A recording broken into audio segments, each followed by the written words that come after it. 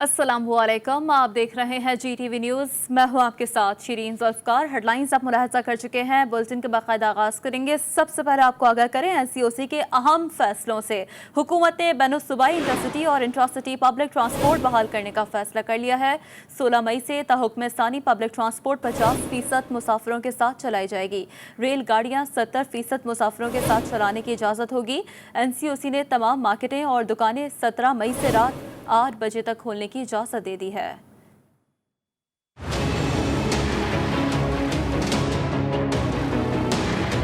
वफाकी वजीर असद उमर की जेर सदारत NCOC की अहम बैठक लगी। इजलास में ईद के दौरान SOPs पर अमल दरामद का जायजा लिया गया। National command and operation centre ने ईद तातीलात में कवायद व ज़वाबित पर अमल दरामद से मुताल्लिक इत्मीनान का इजहार किया। NCOC ने इजलास में फैसला किया कि 17 मई से मार्केटें और दुकानें रात 8 बजे तक खुली रहेंगी। मार्केटों और दुकानों के औकात कार ताहुक्म सानी यही रहेंगे। पब्लिक ट्रांसपोर्ट 50% मुसाफिरों के साथ 16 मई से बहाल की जाएगी। सरकारी और निजी दफातर के औकात कार मामूल के मुताबिक होंगे। 50% मुलाजमीन को बुलाने की इजाजत होगी। 50% अमला घर और 50% दफातर में काम करेगा। NCOC ने कहा कि 19 मई को आइंदा के लाहे अमल का फैसला किया जाएगा। अवाम SOPs पर अमल दरामद को यकीनी बनाए। तरजीही बुनियादों पर 1166 पर वैक्सीन की रजिस्ट्रेशन को यकीनी बनाए। National command and operation centre ने मुताल्लिका इदारों और एजेंसियों को सख्ती से SOPs पर अमल दरामद की मॉनिटरिंग का हुक्म भी दिया।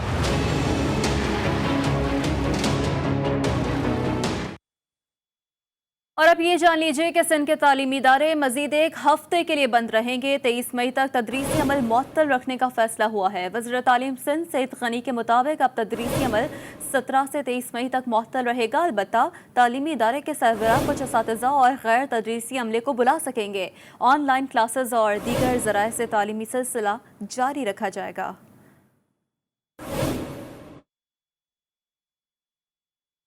और अब कुछ बात इसराइली जारियत की कि फ़लस्तीन जल रहा है। सेहूनी रियासत के फ़लस्तीनियों पर मुज़ालिम थम ना सके। गज़ा में बैनुल-अक़वामी मीडिया इदारों के दफातर पर मीज़ाइल दाग दिए गए। कई मंजिल जला टावर्स 4 मीज़ाइल लगने से 10 मिनट में मलबे का ढेर बन चुका। अल जला टावर में अल जज़ीरा समेत कई मीडिया के दफातर मौजूद थे। इसराइली फ़ौज के फ़लस्तीनियों पर मुज़ालिम में तेज़ी आ चुकी है। गज़ा में गाज़िब रियासत की बमबारी से शहदा की तादाद 144 हो गई है। इसराइली हमलों में अब तक 830 अफराद ज़ख्मी हो चुके।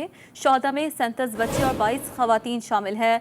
अल क़स्साम ब्रिगेड के हमलों ने इसराइली क़यादत की नींदें उड़ा दी। इसराइली आला फ़ौजी क़यादत ने ज़मीनी हमले को फ़ौजियों को हलाकत में डालने का अहमकाना मंसूबा करार दे दिया है।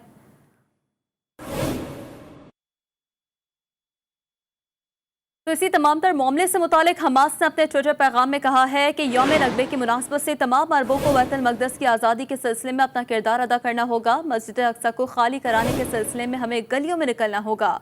ट्वीट में कहा गया कि फ़लस्तीनी अवाम को यहूदियों के कत्लेआम से बचाना हमारा कौमी फरीज़ा है। हम नक़्वे की याद में अरबों से अपील करते हैं कि वो बतौर मुसलमान बैतुल मक़दस के लिए अपने फ़राइज़ सर अंजाम दें और गलियों में निकल कर यरूशलेम के हक़ में और फ़लस्तीनी लोगों से इज़हार यकजहती के सेहूनी तंजीम के खिलाफ खड़े हो जाएं, जो सेहूनी की जुल्मत और कत्ल गारत को सह रहे हैं।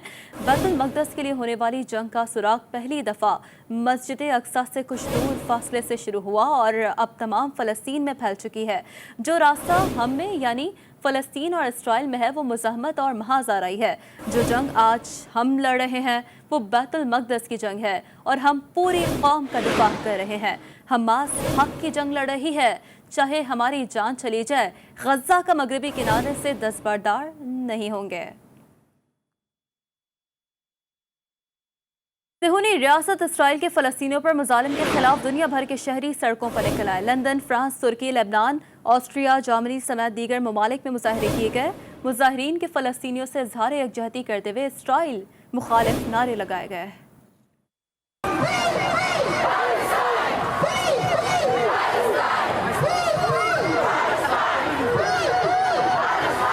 लंदन में फ़लस्तीनियों से यकजहती के लिए बड़ी रैली निकाली गई। मुजाहिरीन ने इसराइल सिफारत खाने की जानिब मार्च किया। डेनमार्क पुलिस ने फ़लस्तीनियों के हक में पुरअमन एहतजाज पर शेलिंग की। कई मुजाहिरीन को गिरफ्तार भी किया गया।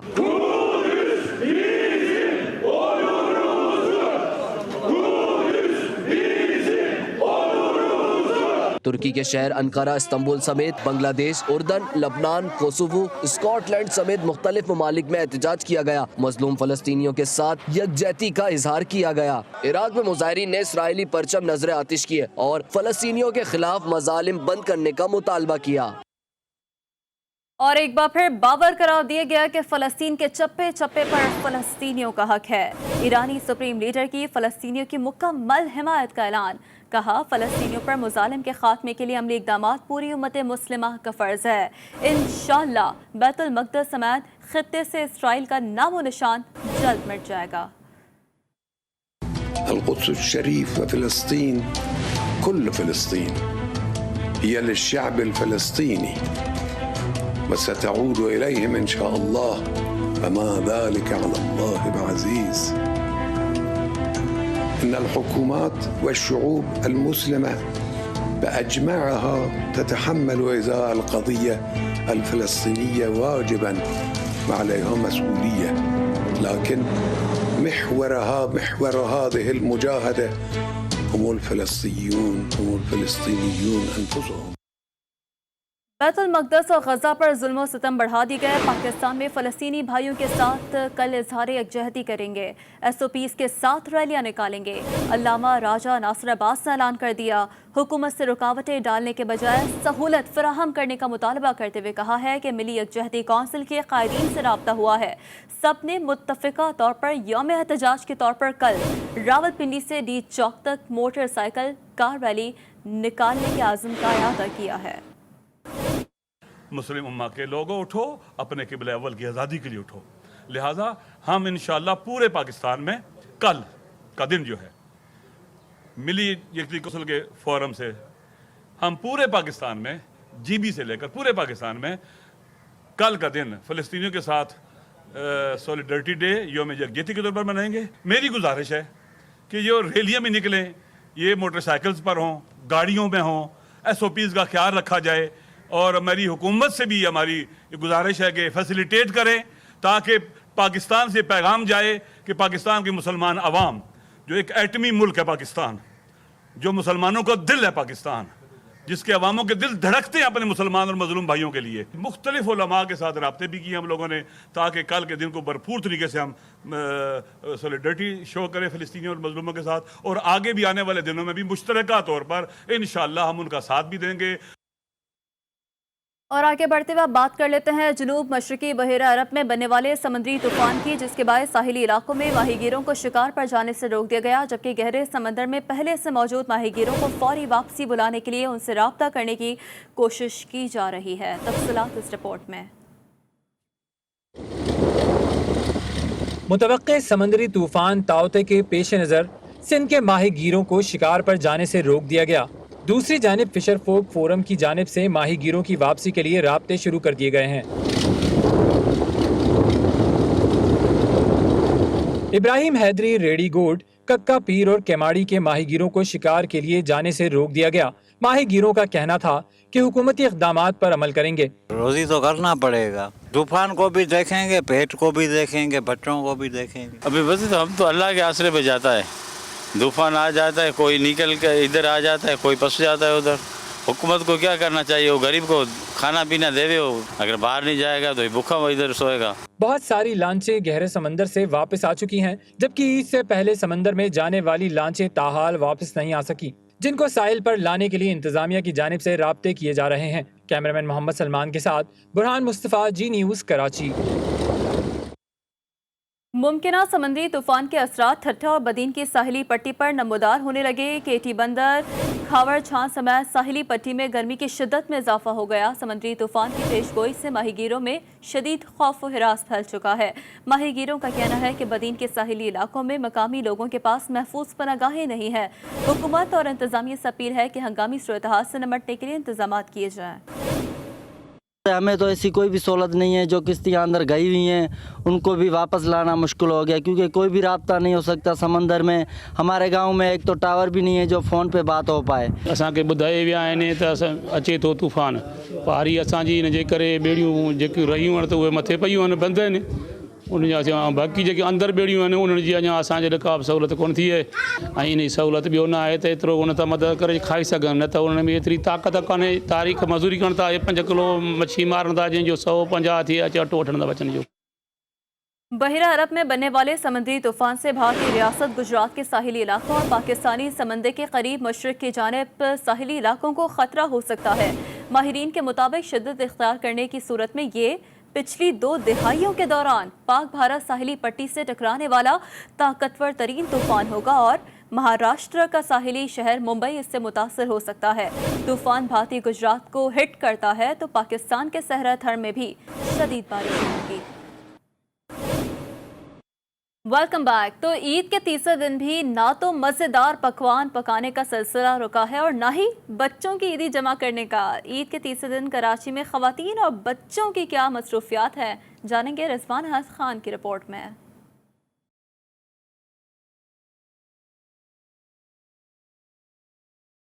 ईद के तीसरे दिन भी ख़वातीन ने अपना दिन किचन में ही गुजारा। घर वाले मजे मजे के पकवान से लुत्फानंदोज होने लगे। ईद के दिनों में बच्चों ने भी खूब ईदी जमा की।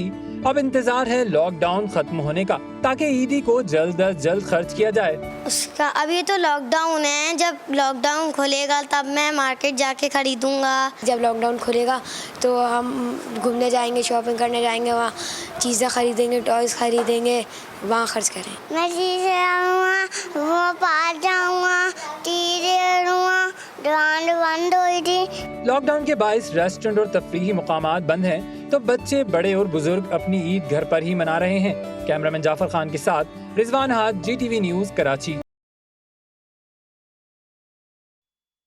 रुख करेंगे लाहौर का, जहां पर लॉकडाउन के बायस मेन शाहराहों पर फ्रूट रेहड़ी बानों की कतारें लगी है। कहते हैं कि ईद पर कुछ कमा ना सके, बच्चे डिमांड करते हैं, इसलिए सड़कों पर ही ईद मना रहे हैं।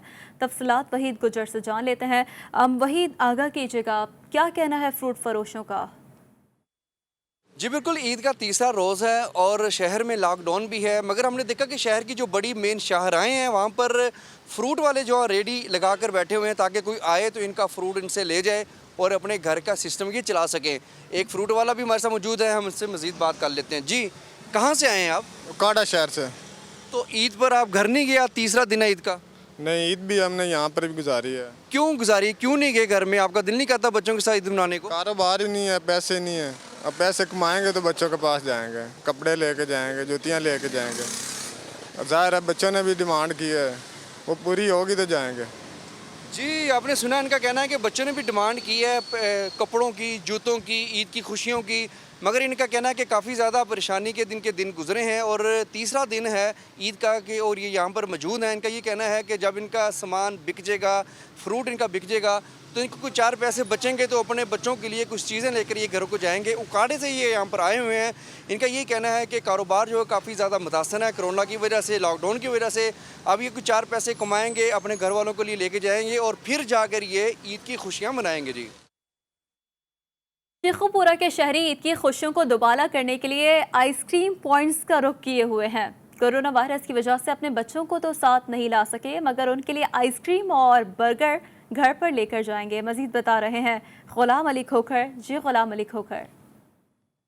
जी बिल्कुल, इस वक्त मैं मौजूद हूँ शेखुपुरा के इलाका जनाब पार्क में, जहाँ पर जो शहरी अपनी ईद की खुशियों को दुबाला करने के लिए बर्गर पॉइंट और आइसक्रीम पॉइंट का रुख किए हुए हैं। इस वक्त मेरे साथ एक शहरी हैं, इनसे बात करते हैं कि ये आइसक्रीम पॉइंट पर आकर कैसा महसूस कर रहे हैं। जी, हम ईद की खुशियाँ मनाने के लिए अपने दोस्तों के साथ आउटिंग पे निकले हैं जनाब पार्क के अंदर, और बच्चों को हम खुद साथ नहीं ला सके कोरोना SOPs की वजह से, और लेकिन हम बच्चों के लिए यहाँ से फ्रूट चाट, आइसक्रीम वगैरह ख़रीद के घर जाके उनके साथ खुशियों में शामिल होंगे। जैसा कि कोरोना वायरस की वजह से जो है वो लॉकडाउन भी है और इस वजह से जो है वो ज़्यादातर शहरी अपने घरों पर ही ईद को सेलिब्रेट कर रहे हैं, और इनका भी ये कहना है कि हम अपने बच्चों के लिए जो वो आइसक्रीम और बर्गर वगैरह जो वो घर पर लेकर जाएंगे और ईद की खुशियों को जो है दोबाला करेंगे। जी, साहिबाल में ईद के तीसरे रोज़ लॉकडाउन के तहत तमाम मार्केट्स और कारोबारी मराकज़ बंद हैं। ताहम SOPs के तहत इंतज़ामिया ने पब्लिक ट्रांसपोर्ट चलाने की इजाज़त दे दी है।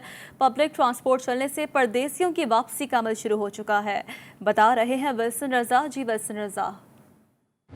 जी बिल्कुल, आज ईद का तीसरा रोज़ है और लॉकडाउन का 7वां रोज़। अगर बात की जाए नोटिफिकेशन की गवर्नमेंट की तरफ से जो जारी किया गया लॉकडाउन के हवाले से, तो 8 तारीख से लेकर 16 तारीख तक जो है लॉकडाउन का नोटिफिकेशन जारी किया गया है। इस वक्त मेरे पीछे आप देख सकते हैं कि तमाम मार्केट्स बंद हैं और कारोबारी इदारे भी बंद हैं। और इसके साथ साथ मैं ये बताता चलूँ कि इसके बावजूद लोगों की कसीर तादाद जो इस वक्त होटलों का रुख कर रही है, अपने प्यारों के लिए पार्सल बनवा रही है और खाने जाकर घर में ले जाकर वो अपने लोगों के लिए, अपने रिश्तेदारों के साथ वो ईद की तीसरे रोज़ को सेलिब्रेट करेंगे।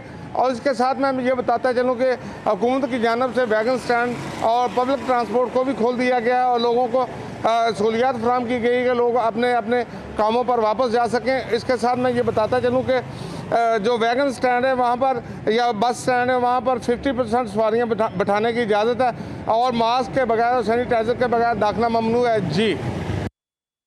पेशावर में जहां लॉकडाउन ने ईद का मज़ा किरकिरा कर दिया है, वहीं तफरीही मकामात और पार्क्स बंद होने से फोटोग्राफर्स के काम को भी मुतासर हो गया है। कहते हैं कि ईद के दिनों में पार्क्स में शहरियों की तस्वीरें बनाकर कुछ कमा लेते थे, लेकिन लॉकडाउन ने सारा काम ख़राब कर दिया है। मज़ीद बात करेंगे, पेशावर से हमें ज्वाइन किया हमारे नुमाइंदे नवाब शेर ने, जो इस वक्त फोटोग्राफर्स के साथ ही मौजूद हैं। नवाब शेर, बताइएगा क्या मसाइल हैं इनके? जी बिल्कुल, पेशावर में लॉकडाउन ने जो है वो ईद के रंगों को फीका कर दिया है और शहर के जितने भी तफरीही मकामात और पार्क्स है वो मुकम्मल तौर पर बंद है। इन पार्कों में जो है वो छोटे मोटे फ़ोटोग्राफ़रों की कारोबार भी खूब चमकती थी और वो शहरियों की तस्वीरें खींचते थे, लेकिन लॉकडाउन के बायस पार्क बंद होने की वजह से जो है वो उनके कारोबार पर भी काफ़ी असर पड़ा है। मेरे साथ कुछ फ़ोटोग्राफ़र मौजूद है, उनसे इस हवाले से बात करते। जी बताइए, लॉकडाउन की वजह से जो है वो पार्क बंद है, ईद के दिन है, आप लोगों का कारोबार खूब होता था, लेकिन अब क्या असर पड़ा है? बिस्मिल्लाहिर्रहमानिर्रहीम। जैसे आप लोगों को पता है कि पिछले साल और इस साल में भी जैसे कि तफरीक़ी मुकामात है वो आर्जी तौर पे बंद है और हमारे कार है जो बहुत इफ़ेक्टेड हुआ है। इसीलिए जो दूर दराज के इलाके के आमदनों पर जो कि स्पेशली ईद के दिन वो लोग यहाँ आते थे सैर करने के लिए और हम उसकी तस्वीरें खींचते थे। हमारे जो काम है हम बहुत पैसे कमाते थे, लेकिन आज कोविड की वजह से जो तफरीही मुकामात है वो बंद है। इसी तरह से हमारे काम भी इसकी वजह से बहुत ख़राब हुए हैं। जैसा कि आप लोग देख रहे हैं कि फ़ोटोग्राफ़रों का यही कहना है कि लॉकडाउन के बायस जो है वो उनका काम काफ़ी मुतासिर हुआ है और ईद के दिनों में जो है वो शहरियों की तस्वीरें खींचते थे और खूब पैसे कमाते थे, लेकिन इस साल जो है वो तमाम तफरीही मकामात बंद होने के बायस उनके कारोबार पर काफ़ी असर पड़ा है। जी वेलकम बैक। वफाकी वज़ीर दाखिला शेख रशीद अहमद कहते हैं कि अभी तक शहबाज शरीफ का नाम ई-सेल में नहीं डाला गया है। अभी तक समरी वफाकी काबीना से वापस नहीं आई है, सोमवार तक आ सकती है। आगाह करें, वफाकी वज़ीर दाखिला शेख रशीद अहमद कहते हैं कि अभी तक शहबाज शरीफ का नाम ई-सेल में नहीं डाला गया है। अभी तक समरी वफाकी काबीना से वापस नहीं आई है, सोमवार तक आ सकती है। शेख रशीद के इसी बयान पर मुस्लिम लीग नून के पंजाब के सदर राना सनाउल्लाह का रद्द अमल सामने आ गया। कहता है कि शेख रशीद का वीडियो बयान झूठा है। शेख रशीद दफ्तर खोल के आताचीनी LNG रिंग रोड चोरों को ECL पे डालेंगे और वीडियो बयान जारी करेंगे। मुस्लिम लीग नून की तर्जुमान मरियम औरंगजेब ने ring road scandal fact finding report के बाद वज़ीर आज़म और वज़ीर आला पंजाब की गिरफ्तारी का मुतालबा कर दिया। आगाह करें आपको कि मुस्लिम लीग नून की तर्जुमान मरियम औरंगजेब ने ring road scandal fact finding report के बाद वज़ीर आज़म और वज़ीर आला पंजाब की गिरफ्तारी का मुतालबा कर दिया है। उनका कहना था कि इंक्वायरी रिपोर्ट आने के बाद इमरान खान, उस्मान बुज़दार और तमाम जिम्मेदार अफसरान को गिरफ्तार किया जाएगा। वज़ीर आला पंजाब सदा उस्मान बुज़दार की मुआविन ख़ुसूसी बराए इत्तला डॉक्टर फिरदौस आशिकाबा ने कहा है कि जाली राजकुमारी की छोटी और बड़ी कनीज़ें अपनी नौकरियां पक्की करने में लगी हुई हैं।